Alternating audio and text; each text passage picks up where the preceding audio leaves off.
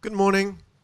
So let's go straight into the word. Jadi kita langsung masuk ke firman. We're going to go through a lot of passages today, Kita akan masuk kepada banyak pembacaan firman hari ini. and most of the passages you are familiar with. Kebanyakan dari pasal-pasal yang kita akan baca, saudara pasti familiar. So what I've actually got is a whole list of passages of stories from the Old Testament and the New Testament. Tapi ada kisah yang tercatat di dalam perjanjian lama dan perjanjian baru juga. And they will help you to see a pattern that is consistent because our God is the same yesterday, today, and forever. Dari sana juga kita bisa melihat ada pola Tuhan yang konsisten. Dia sama dahulu, sekarang, dan selamanya. For those of you who are here, do you remember when I said that God never answer your prayer according to your level? Saudara masih ingat enggak, saya mengatakan bahwa Tuhan tidak menjawab doa-doa sesuai dengan level saudara. Remember that? Masih ingat? That if this is what you're praying for, Waktu itu saya katakan kalau saudara berdoa untuk satu ini, if this is what your needs are, misalnya ini adalah kebutuhanmu, God cannot answer according to that level of your needs. maka Tuhan tidak sekedar menjawab berdasarkan sesuai dengan level kebutuhanmu. He cannot do that because if he does that according to your level, that means you are God and he is servant. Karena kalau dia menjawab doamu hanya sebatas level permintaan atau kebutuhanmu, artinya yang jadi Tuhan itu kamu, karena kamu yang atur. God will always answer far above. Tuhan selalu menjawab jauh di atas.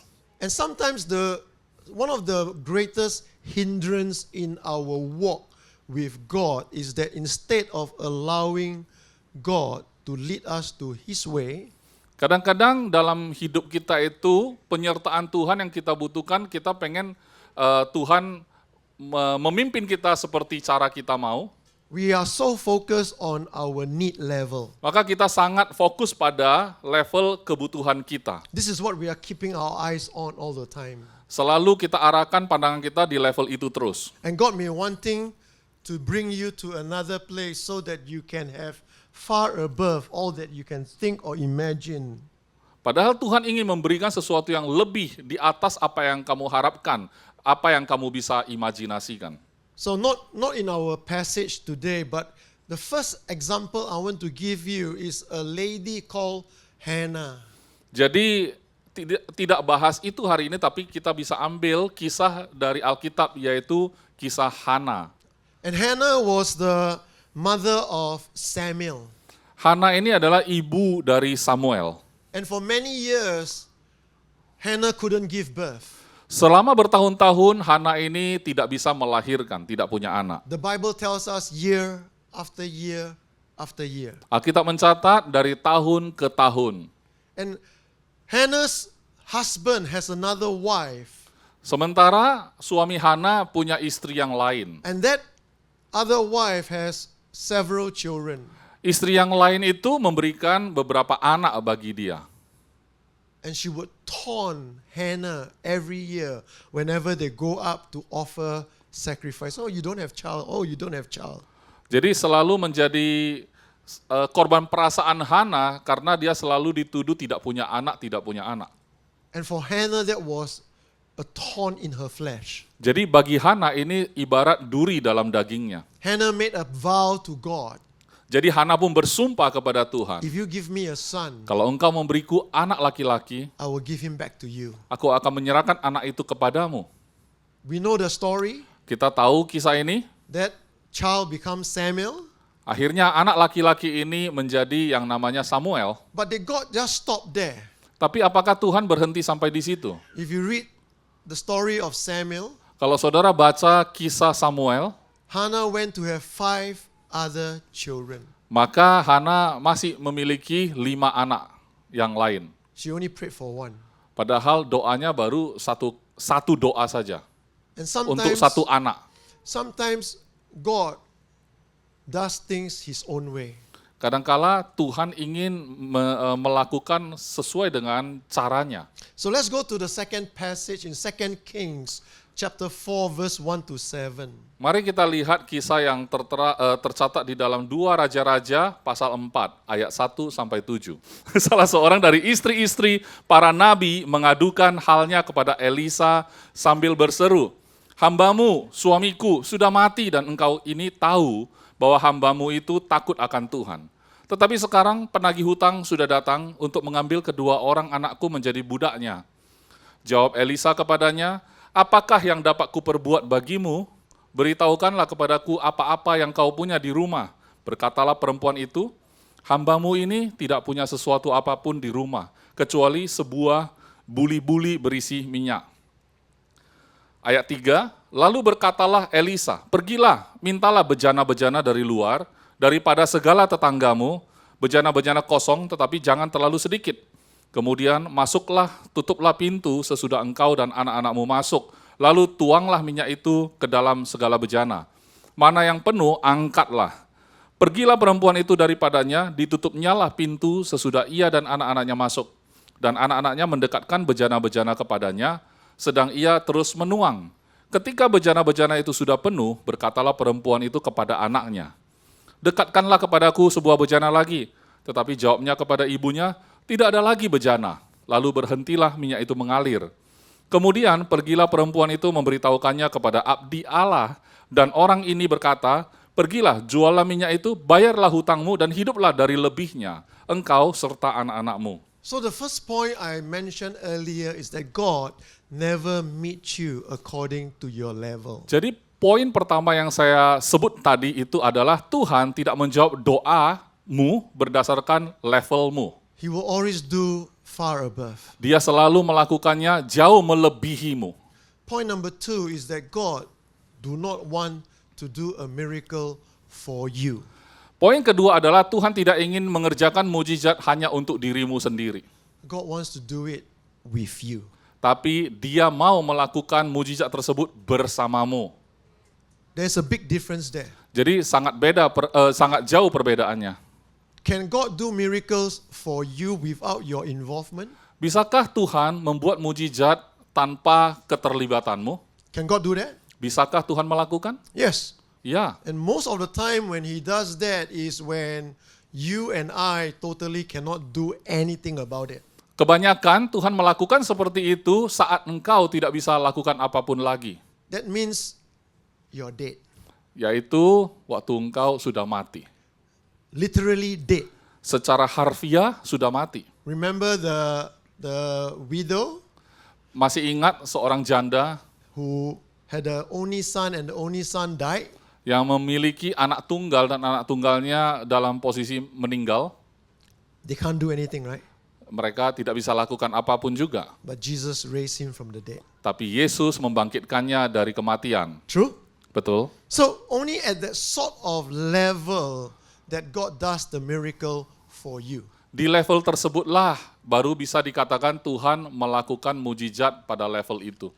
But most of the miracles of God, Old Testament and New, you will find that God wants to do the miracle with you. Tapi kebanyakan dari mujizat yang Tuhan lakukan, baik dalam perjanjian lama maupun perjanjian baru, terlihat di sana Tuhan ingin melakukan mujizat bersamamu. Can God through Elisha tell the woman, what do you have?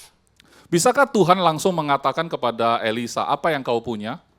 And she said, I only got a bottle of olive oil. Nah, perempuan ini mengatakan, saya cuma punya 1 botol minyak zaitun. And can God just, can Elisha, under the power of God, under the anointing of God, snap his finger and says, right now you go back, there will be 1,000 bottles for you. Kalau Elisa mau, Tuhan mau, bisakah dia lakukan dengan sejentik kuku saja, dia bisa penuhi buli-buli itu dengan minyak zaitun? Can God do that? Bisakah Tuhan melakukan segampang itu? Yes. Ya, He's God. dia Tuhan kan? He can do anything. Dia bisa lakukan apapun. Yet, Tetapi did Elisha tell the woman to do that? Tapi apakah Elisa meminta dia melakukan seperti itu? You see, he gave an instruction, go and collect as many jars or vessels as you can. Kalau saudara perhatikan, Elisa memberikan instruksi kepada janda ini untuk mencari buli-buli dan bejana sebanyak mungkin. Question. Pertanyaan, If you have one bottle of olive oil kalau saudara memiliki satu botol minyak zaitun, and you pour into another bottle of the same size, kemudian saudara tuangkan ke botol yang ukurannya sama, what do you have in that bottle? maka saudara punya apa nanti di botol itu? Nothing. Nggak ada sisa. True? Betul? But can you see that it's not just a snap of the finger kind of miracle, but it's a working miracle. She has to be there, taking that bottle and pouring and pouring and pouring and pouring until there's no more jars or container. Tapi saudara tidak melihat kejadiannya hanya sejentik kuku untuk penuhin itu, tetapi terlihat ada proses menuangkan dan menuangkan dan menuangkan terus sampai semua bejananya itu penuh dan tidak ada bejana lagi. You know what does that do to you? Saudara tahu ini berbicara apa kepada saudara? You don't just rest and say, God, I don't do anything, lazy. I don't do anything. You do everything. I just sit down there and do nothing. Artinya bukan saudara menjadi orang yang malas. Saudara hanya duduk diam, tidak mau lakukan apapun dan minta Tuhan lakukan semuanya untukmu. Malas. But the thing is that she witnessing constantly, how come my bottle doesn't empty? Why is it still pouring? Tapi yang terjadi adalah dia secara pribadi menyaksikan mengapa ini tidak berakhir. Minyak ini mengalir terus sampai tidak ada lagi tempayan untuk mengisi. And often, Dan seringkali God doesn't just give you that miracle like that. Tuhan tidak melakukan mujizat semudah seperti itu. He let you go through a journey with Him. Sepertinya dia mengizinkan engkau menjalani perjalanan itu bersama dia. You are involved. Saudara terlibat di sana. Let's look at the second example. Mari kita lihat ke contoh yang kedua. Ruth chapter 4, the last part of Ruth chapter 4 verse 18 to 22. Di Rut pasal 4 ayat 18 sampai 22. Inilah keturunan Peres. Peres memperanakkan Hezron. Hezron memperanakkan Ram. Ram memperanakkan Aminadab. Aminadab memperanakkan Nahasan. Nahasan memperanakkan Salmon. Salmon memperanakkan Boaz, kayak rap ya. Boaz memperanakkan Obed. Obed memperanakkan Isai. Isai memperanakkan Daud. There is a fishy connection in this family. Jadi ada hubungan yang terjadi ya dalam Fishy. Salmon mah. ada keturunan ikan dalam keluarga ini, kata pastor. Ada salmon di dalamnya. Why do I ask them to put on the very last bit of the story of Ruth?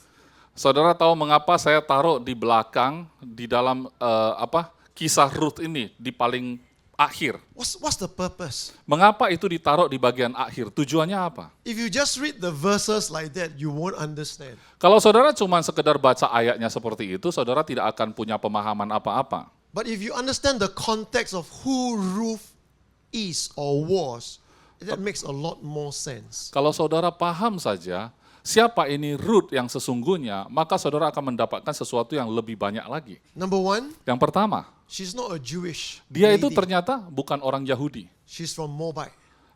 Moab. Oh, dia orang Moab. She's a Moabitess, okay? Dia orang Moab. And Moab people and Hebrew people are great enemies. Kalau Moab ini dengan orang Yahudi itu musuh bebuyutan. So the story goes that Naomi had two sons, went over to Moab, the sons married, and one of the daughter-in-law is Ruth. Jadi ceritanya Naomi itu pergi ke Moab dan kemudian punya dua anak dan dari sana anaknya salah satunya adalah Ruth. Naomi went to Moab, Oke, Naomi pergi ke Moab, got two sons. dia punya anak dua di sana laki-laki. The two sons married to Moabite woman. Nah, dua anak laki-laki ini menikahi gadis Moab. Then the husband and the sons died. Kemudian suami istrinya udah meninggal. All right. Suami istri no. Huh? The father, the husband. Ayah yang itu suaminya. Naomi husband. Oke, suami Naomi meninggal. and the two sons Dia punya 2 anak laki-laki. finish their time on earth. Nah, selesai waktunya di bumi. What happened was that they went back to Bethlehem. Apa yang terjadi ketika dia pulang ke Bethlehem? But Naomi tell the daughter-in-law, go back to your own people. Jadi Naomi bilang kepada menantunya, pulang aja lah ke bangsamu. So one went back, Jadi satu pulang, Ruth said no. kalau Ruth bilang nggak mau. Ruth said this in a conversation with Naomi. Dalam percakapan Ruth dengan Naomi, Where you go, I will go. dia bilang kepada mertuanya, kemana engkau pergi aku ikut. Where you live, I will live. Kamu tinggal di mana aku akan ikut. Your people will be my people. Bangsamu adalah bangsaku. Your God will be my God. Maka Tuhanmu juga adalah Tuhanku. And where you die, I will die. Maka kamu mati di mana, saya akan mati di situ. We use this for wedding. Kita pakai ayat ini untuk pernikahan. This one is daughter-in-law saying to mother-in-law. Ini yang dikatakan seorang mantu perempuan kepada mertua perempuan. How many of you say this to your mother-in-law? Berapa banyak saudara menantu perempuan mengatakan hal seperti itu kepada mertua perempuan? And the thing is that Ruth didn't go back in a good condition. Jadi ceritanya adalah Ruth ini pulang bukan dalam kondisi yang baik. She went back literally as a beggar. Dia pulang itu secara harfiah, secara kenyataan dia sampai menjadi pengemis. When the two ladies went back to Bethlehem, Jadi kedua perempuan ini pada saat mereka pulang ke Bethlehem, they got no money to buy food. mereka bahkan tidak punya duit untuk beli makan. Not only that, Bukan hanya begitu, both of them were widows. mereka dua ini adalah janda. They don't have husbands to look after them. Mereka tidak punya suami yang menjagai hidup mereka. They don't have sons to help Mereka them. juga enggak punya anak laki-laki membantu mereka. And Ruth have to go and glean. That means they were doing the harvest.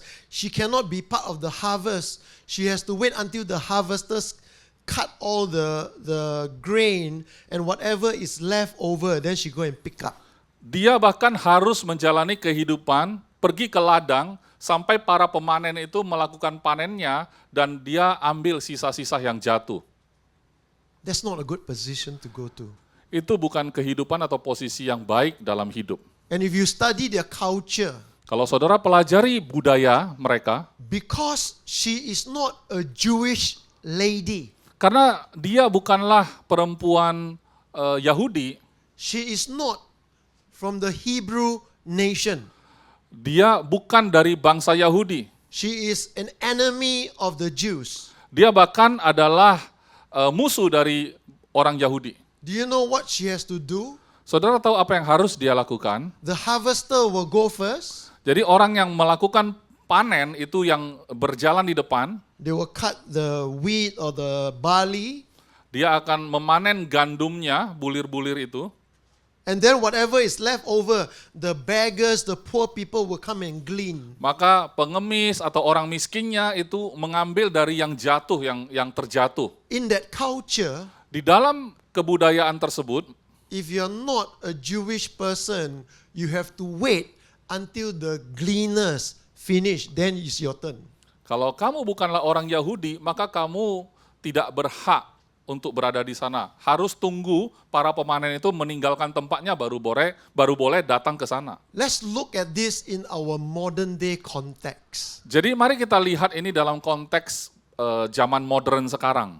You are hungry, Misalnya saudara ini lapar, you are poor, saudara miskin, you have no money, saudara nggak punya duit, you don't even have the rights to eat at the restaurant. bahkan tidak punya hak untuk makan di restoran. So what do? Apa yang saudara lakukan? You watch people eat. Saudara lihat orang yang sedang makan. Maybe at the warung area or whatever, yeah? Mungkin di tempat yang ada warung-warung. Yeah? And then whatever left over, Kemudian pada saat orang makan dan sisa makanan mereka, the people will go and take the leftover and eat. maka ada orang yang datang ke sana ambil barang sisa makanan itu untuk makan. You are not allowed. Saudara bahkan tidak diizinkan. You have to wait until they eat and left over the leftover.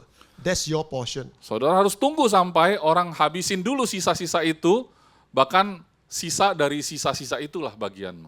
So when you understand that culture, Jadi kalau saudara pahami budaya itu, Ruth maka Ruth, didn't go back to a luxurious house. dia tidak pulang masuk ke rumah yang mewah. She went over to a very, very dire, bad condition. Dia pulang dalam kondisi yang benar-benar sangat teruk, parah. Yet, Tetapi she has the favor of God. dia punya favor-nya Tuhan, perkenanan Tuhan. She had the grace of God on her. Dia punya anugerah Tuhan yang ada padanya. She focused. Dia fokus. She didn't complain. Dia tidak mengeluh. Aduh, I should have stayed in Moab. Aduh, harusnya saya di Moab aja. What did she do? Apa yang dia lakukan?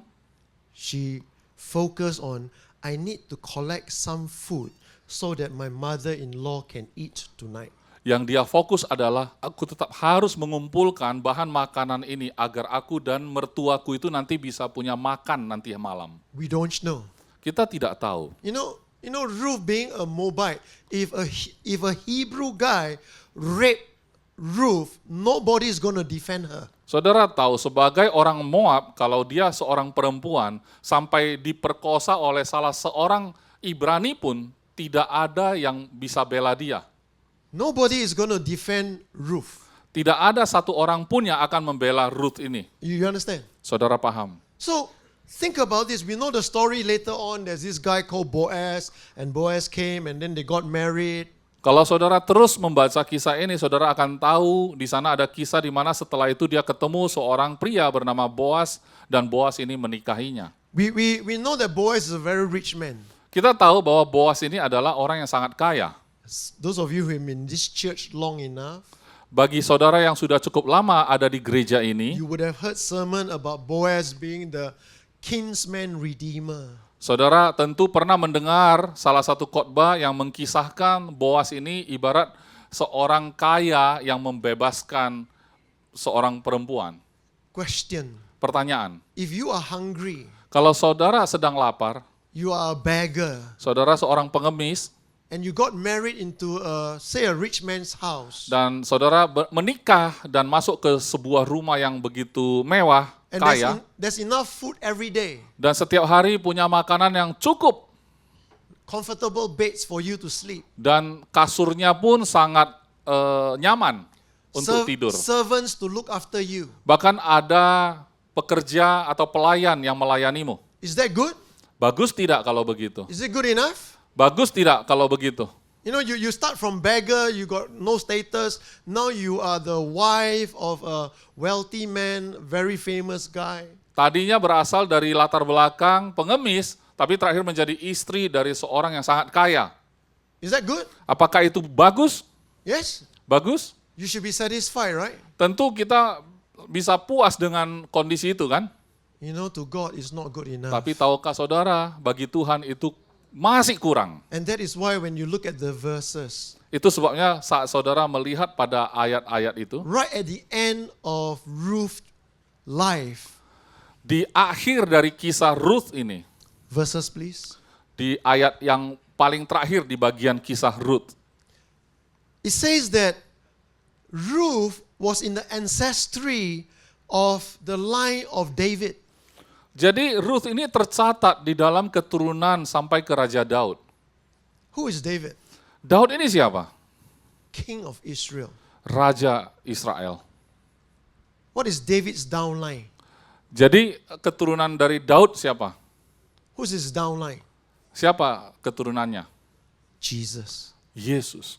Can you imagine that a lady that has no status, who is considered an enemy of Israel, is included in the lineage of Jesus Christ? Saudara bisa bayangkan seorang perempuan yang dalam status musuh dari bangsa Israel, bangsa Yahudi, bisa terlibat di dalam garis keturunan Yesus. Why? Mengapa? God cannot answer your prayer according to your level. Karena Tuhan tidak bisa menjawab doamu seturut dari levelmu saja. Did Ruth see her children? No, she didn't. Saudara tahu apakah Ruth bisa menyaksikan kehidupan dari cucu-cucunya? Tidak. I don't think Ruth was alive when David came. Saya rasa Ruth sudah tidak ada ketika Daud dilahirkan. You understand? Saudara paham? And Ruth definitely was not alive when Jesus came. Ruth was definitely not alive. Kalau waktu Yesus datang udah pasti Ruth sudah tidak ada. But yet, it's recorded for us. Tapi tercatat bagi kita God is not interested in your background. bahwa Tuhan tidak tertarik dengan latar belakangmu. He doesn't need your background to make you a success. Dia tidak butuh latar belakang yang baik dari dirimu untuk membuatmu sukses. He doesn't need your connections Dia juga tidak butuh koneksimu to bless you. untuk bisa memberkatimu. He needs your devotion. Dia membutuhkan Devotion. pengabdianmu, He needs you to ketaatanmu. just walk with him, talk with him, and allow him to work in and through your life. Yang dia butuhkan hanyalah saudara terlibat bersama dengan dia, berjalan bersama dia dengan apa yang dia mau lakukan. Can Ruth manipulate and arrange that Jesus would come from her line? Bisakah Ruth itu memanipulasi sampai Tuhan itu mengizinkan Yesus lahir dari keturunan dia? Can Ruth do that? Bisakah Ruth melakukan itu, memanipulasi Tuhan? Impossible. Tidak mungkin. But with God, Tapi bersama all Tuhan, things are possible. segala hal adalah mungkin. Let's go to the next one. Mari kita lanjutkan ke berikutnya. Tuhan memberkati Ayub dalam hidupnya yang selanjutnya, lebih daripada dalam hidupnya yang dahulu. Ia mendapat 14.000 ekor kambing domba, dan 6.000 unta, 1.000 pasang lembu, dan 1.000 ekor keledai betina. Ia juga mendapat 7 orang anak laki-laki dan 3 orang anak perempuan. Dan anak perempuan yang pertama diberinya nama Yemima, yang kedua Kezia, dan yang ketiga Karen Hapuch. Di seluruh negeri tidak terdapat perempuan yang secantik anak-anak Ayub. Dan mereka diberi ayahnya milik pusaka di tengah-tengah saudara-saudaranya laki-laki. Sesudah itu Ayub masih hidup 140 tahun lamanya. Ia melihat anak-anaknya dan cucu-cucunya sampai keturunan yang keempat.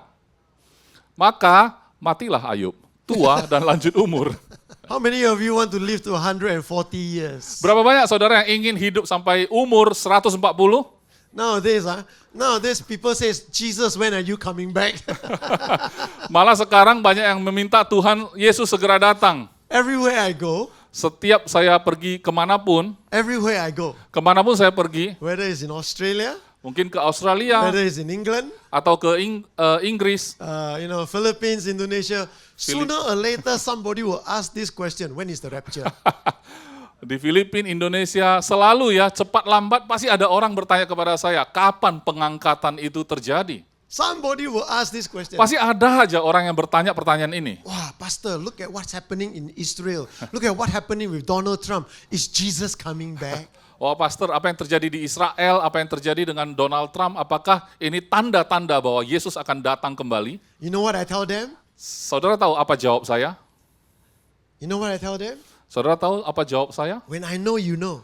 Kalau saya tahu, kamu pasti tahu juga. Why? Mengapa? Because if I know and you're a believer, you'll go together with me. Karena sebagai orang percaya, saya berangkat karena diangkat, kamu juga pasti ikut kan? Yeah? Tuh. But if I know and you don't know, something wrong somewhere. Kalau saya tahu, kamu tidak tahu, mungkin ada yang salah ya. But we read about Job's second part of his life. Kita tadi baca kisah hidup Ayub di bagian keduanya setelah dia mengalami banyak hal. Again, a very familiar story to all of you. Sekali lagi, kisah Ayub juga adalah kisah yang sangat dikenal oleh kita. We know that Job suffered a lot. Kita juga tahu Ayub menderita sekali. We know that, he doesn't know what God and Satan talk about in the heavenly place. Kita juga tahu dari kisah itu bahwa Ayub sama sekali nggak tahu kalau ada percakapan antara Tuhan dan iblis. You'll find one question Job asked. Saudara tahu kalau 34 pasal pembicaraan percakapan yang terjadi antara sahabat-sahabat Ayub dan Ayub. Do you know what's the one question Job asked? Saudara tahu kan di sana Ayub bertanya satu pertanyaan. Saudara tahu pertanyaan apa? In 34 chapters, he's only asking one question. Dalam 34 pasal dia cuma bertanya satu pertanyaan. He is not asking, Dia bukan bertanya, dia bukan bertanya, God to heal him. dia bukan bertanya, minta. Dia bukan minta Tuhan sembuhkan dia. Okay? He is not asking, how come I'm suffering until like that? Dan dia juga bukan mempertanyakan kenapa dia sakit sampai sedemikiannya. He's only asking one question. Dia cuma bertanya satu pertanyaan. And the question is, Pertanyaannya adalah, what wrong did I do that I am suffering? yang dia tanya adalah apa kesalahan yang aku perbuat sehingga aku harus menderita seperti ini. If somebody can point, Job, this is what you did and that's why you're suffering, he's happy. Kalau ada orang yang bisa memberi jawab kepada dia bahwa, Ayub, yang kamu lakukan yang salah adalah ini, makanya kamu menderita, pasti dia senang. You know, this guy lost everything he built in 6 minutes. Saudara tahu dia kehilangan semua yang dia sudah bangun dalam hidupnya dalam waktu 6 menit. 6 minutes. 6 menit saja. You go and count. Saudara coba hitung. The first one came. Yang pertama datang, We were in the field and all that. Suddenly, this enemy came, took everything away, killed everybody. di ladang tiba-tiba ada musuh datang ambil semua. Right? Betul. While he was still speaking, second one came. Sambil dia masih berkata-kata, cobaan kedua sudah datang. While they were still speaking, third one came. Waktu dia masih berkata-kata, pencobaan ketiga udah datang lagi. While he was still speaking, the last one came. Your sons and daughter no longer here. Sambil berbicara, anaknya juga diambil.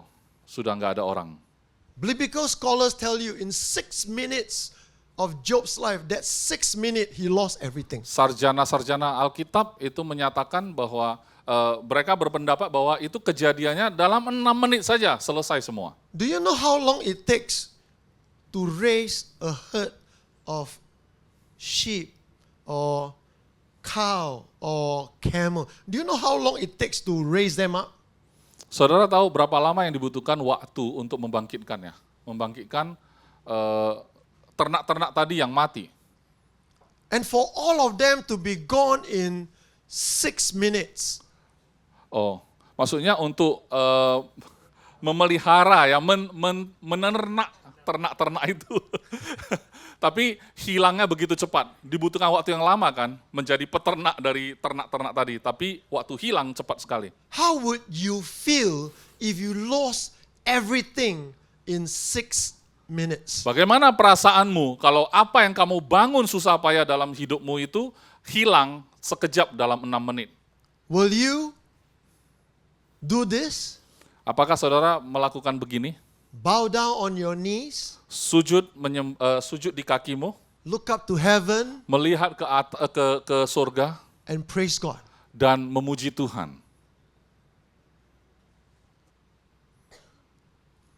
How many of you will do that? Berapa banyak saudara akan lakukan seperti itu? Only one. Satu aja. Job did that. Not us lah, Job. Iyalah, cuman Ayub yang lakukan itu maksudnya, bukan kita.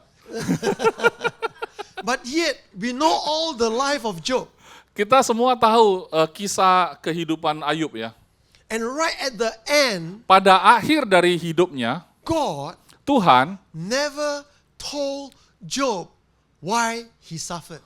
tidak pernah memberitahu alasan kepada Ayub kenapa dia harus menderita. You know what God did? Apa yang saudara tahu apa yang Tuhan lakukan? From chapter 38 to chapter 42, Dari ayat pasal 38 sampai 42, all right? 41, all right? 38 all the way to 41, dari pasal 38 sampai pasal 41, instead of telling Job why he suffered, God asked Job 70 questions. bahkan bukannya memberitahu alasan kenapa dia harus menderita, Tuhan malah bertanya 70 pertanyaan. How many when you are suffering, Berapa banyak dari saudara saat menderita, and you're asking God why, dan saudara bertanya, Tuhan kenapa? have God returned the favor and asked you 70 questions? Dan Tuhan akhirnya menjawabmu dengan pertanyaan lagi 70. How many of you like that? Berapa banyak saudara suka dengan kejadian itu When kalau we are suffering, terjadi? you ask God, why? Kalau saudara Why? lagi menderita, tanya Tuhan, mengapa Tuhan, mengapa? Go and read God's question to Job. God never asked why. God asked how. Do you know? Ya. Jadi saudara pelajari lagi nanti, Tuhan tidak bertanya menjawab mengapa, malah Tuhan bertanya bagaimana kan? Dan pertanyaan Tuhan adalah, tahukah kamu? So from grace to grace does not mean that you will understand everything.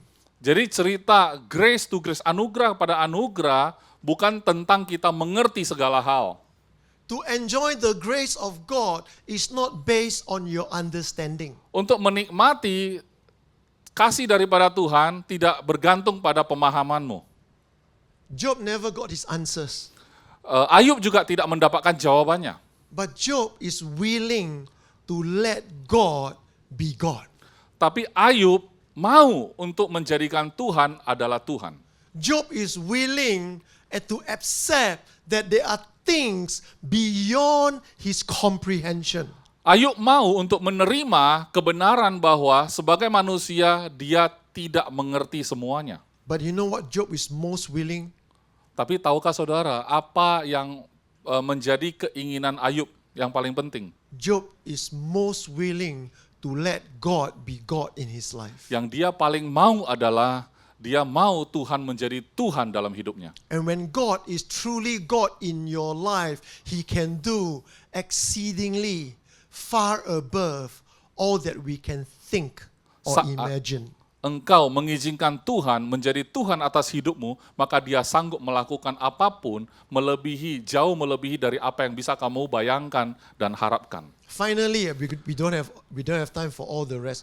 Finally, we're going to do the one miracle recorded in the four gospel. Dan pada akhirnya saya mau mengambil kisah dari mujizat yang terjadi di dalam salah satu dari Injil, dalam Injil. There's only one miracle recorded in all four gospel. Ada satu mujizat saja yang tercatat di keempat Injil, And that is the miracle of feeding the 5,000. yaitu mujizat memberi makan 5.000 orang. Water turned into wine is only in the Gospel of John. Kalau kisah mengenai air menjadi anggur hanya tercatat di Yohanes. Some of the miracles are not recorded. They are recorded in one gospel, not recorded in the rest. Beberapa mujizat itu hanya tercatat di salah satu Injil. Kalau tercatat di Injil ini, Injil lainnya tidak mencatat. The question is, Pertanyaannya adalah, why is the Holy Spirit so determined to have this one miracle recorded in all four gospel? mengapa Roh Kudus mengizinkan sangat serius sehingga mujizat yang satu ini tercatat sampai di dalam 4 Injil sekaligus? Because of Indonesians. Karena orang Indonesia lah When penyebabnya. Indonesians eat breakfast now, they ask about what is dinner for tomorrow. Karena Indonesia lah yang bertanya lagi makan malam, tanya makan malam besok mau makan apa. So the question is this. Jadi pertanyaannya adalah, Why of all the miracles mengapa dari sekian banyak seluruh mujizat, would the Holy Spirit, tapi dengan Roh Kudus, put this miracle in all four gospel? Roh Kudus mengizinkan mujizat satu ini tercatat di dalam keempat Injil. GBC Jakarta, listen carefully. GBC Jakarta, dengarkan baik-baik. It is God's desire to increase this church.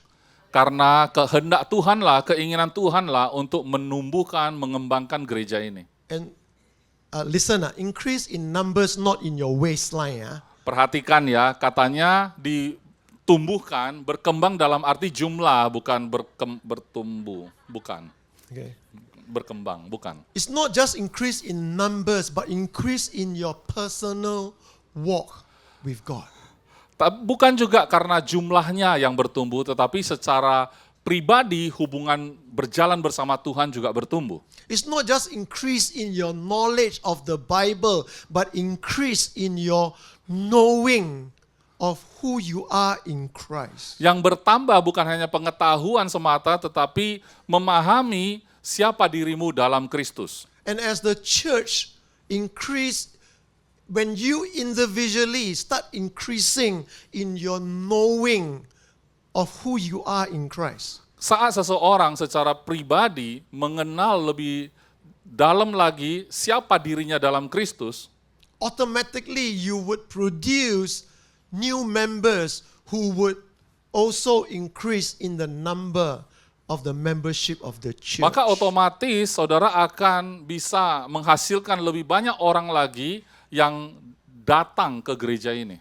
But I got good news for you. Tapi saya punya satu kabar baik untuk saudara. More people means more problems. Makin banyak manusia yang datang, artinya makin banyak masalah. Because the church is a place where people come to look for solution. Karena gereja merupakan tempat di mana orang-orang datang mendapatkan solusi. Everyone here in this room, Semua orang yang ada dalam ruangan ini, myself included, termasuk diri saya, everyone here, semua yang ada di sini, there are questions in our hearts and our life we do not have the answer to. ada pertanyaan yang dalam hidup kita ini tidak ada jawabannya. So if you are coming here just to get knowledge to satisfy your reasoning, Jadi kalau saudara datang hanya untuk memuaskan pemaham atau pengetahuanmu tentang mengapa ini terjadi, you will be disappointed. maka saudara akan berakhir dengan kecewa. If you come wanting to have a spiritual experience, like, prayed for, be healed, and you don't get it, you will be disappointed. Kalau saudara datang mengharapkan pengalaman spiritual untuk didoakan, dinubuatkan, saudara akan berakhir dengan kecewa. If you're a boy or girl thinking that you come to church and find a partner, maybe you will not be disappointed, you'll be heartbroken as well. Kalau saudara adalah pria atau wanita single masih muda, datang ke gereja mengharapkan dapat pasangan, mungkin saudara bukan kecewa saja, tetapi heartbroken, patah hati, putus You cinta. understand? Saudara paham? But coming to church Tapi datang ke gereja and church, dan gereja, there isn't a single one that is perfect. tidak ada orang yang satupun yang sempurna. So if you find a perfect church, please do not go there. Jadi kalau saudara nemu satu gereja yang sangat sempurna, tolong jangan ke sana. Because when you go there, it becomes imperfect. Karena kalau saudara ke sana, gereja itu langsung jadi tidak sempurna karena kamu. Why? Mengapa? Because you are the problem. Karena kamulah masalahnya. Why did God put this miracle in all four gospel? Mengapa Tuhan menaruh kisah ini, mujizat ini dalam 4 Injil? Did the miracle happen just like that? Apakah mujizat memberi makan 5.000 orang itu terjadi seperti ini saja? Did God just rain down bread and fish from heaven? Apakah Tuhan turunkan roti dan ikan jatuh dari langit? No. Tidak. Or why did God put this miracle in all four gospel? Mengapa Tuhan taruh mujizat ini ke dalam 4 Injil? Number one, Yang pertama, when you grow, saat engkau bertumbuh, the bigger you grow, semakin besar engkau bertumbuh, growth is good. bertumbuh itu bagus. Understand? Paham ya? Growth is good. Bertumbuh itu bagus. But growth is not trouble-free. Tapi pertumbuhan bukan berarti tidak ada masalah. They will have more problems. Akan ada lebih banyak masalah. So, did the Jadi- miracle happen like that? Apakah mujizatnya terjadi seperti itu saja? No. Tidak. It took a boy's lunch. Dibutuhkan seorang laki-laki, anak laki-laki bawa bekal. Secondly, Yang kedua, it took the apostles' involvement. dibutuhkan keterlibatan para rasul di sana. That talks about leadership. Bicara tentang kepemimpinan. The leaders are the one who serve. Ada leader atau pemimpin di sana yang mau melayani. The people sit. Orang-orang yang duduk. Jesus prayed. Jesus prayed. Oh, Yesus memecahkan. All right, he prayed. Oh, berdoa. Alright. He give thanks for the food. Dia mengucapkan berkat dan terima kasih atas makanan. He pass it to the apostles. Kemudian dia mengedarkan kepada para rasul. The apostles are the one distributing the food. Kemudian para rasullah yang bertugas membagi-bagikan makanan. Pastors, leaders, listen to me. Pastor, leader, dengarkan saya.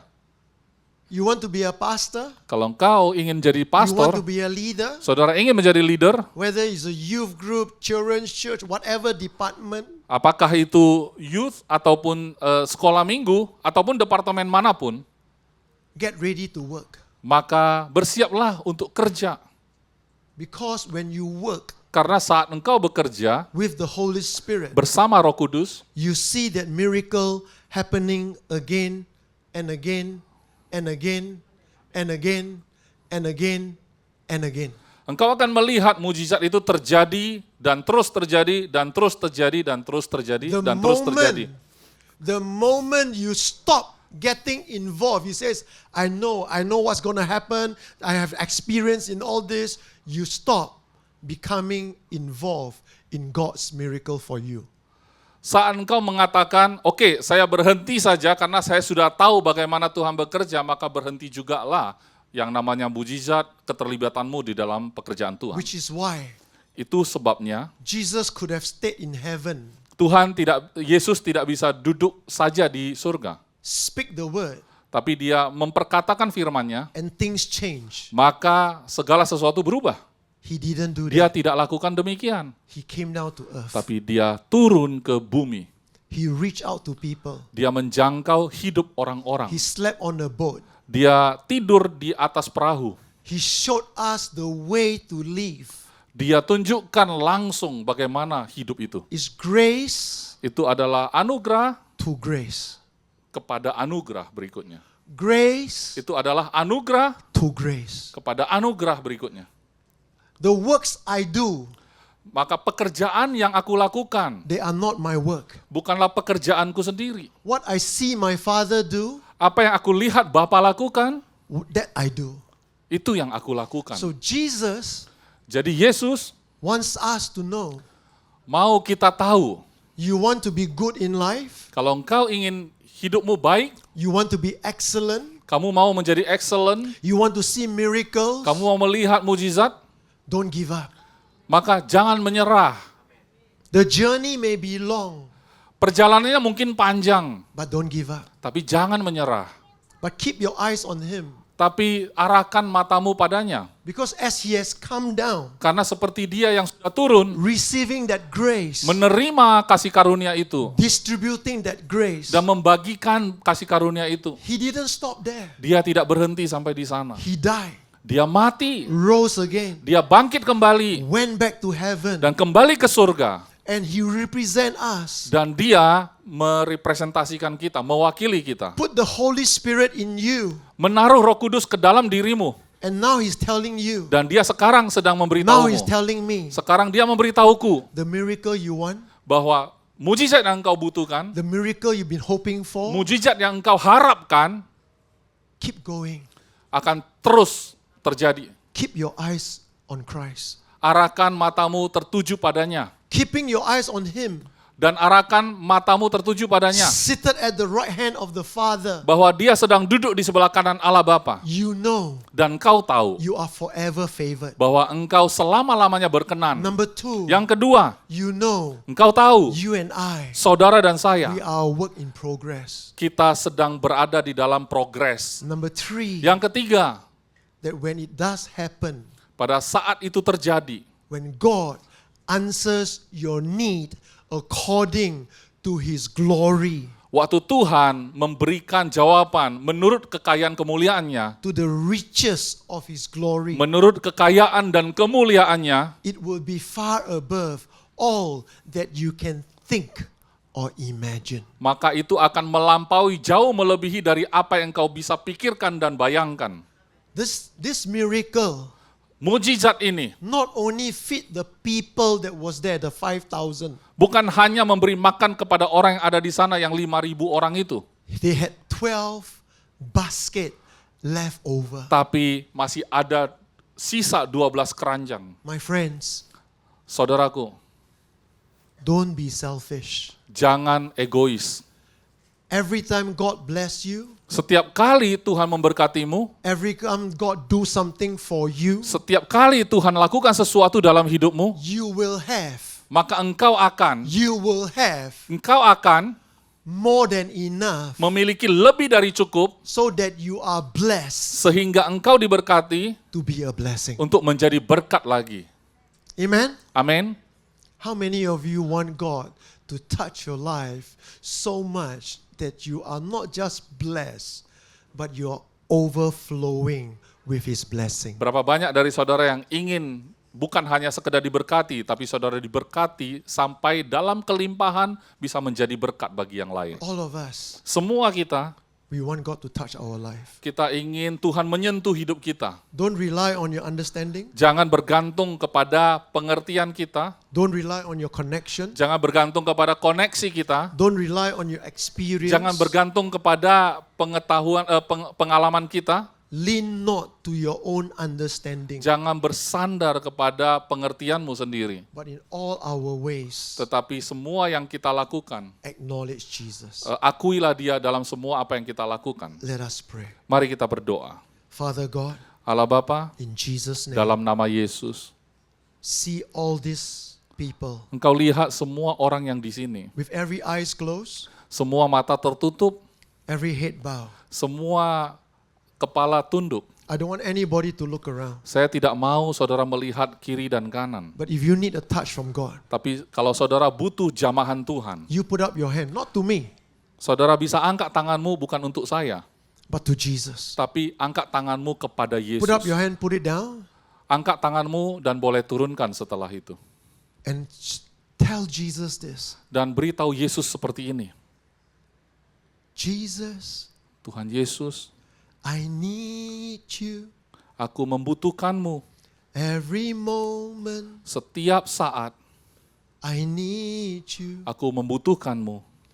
And Father God, in Jesus' name, Allah Bapa, dalam nama Yesus, you see those hands. Engkau lihat tangan-tangan ini. Holy Spirit, Roh Kudus, minister to your children. Engkau melayani mereka, anak-anakmu. Touch them, Jamah mereka, bless them, berkati mereka, heal them, sembuhkan mereka, multiply them. dan buat mereka bertambah banyak.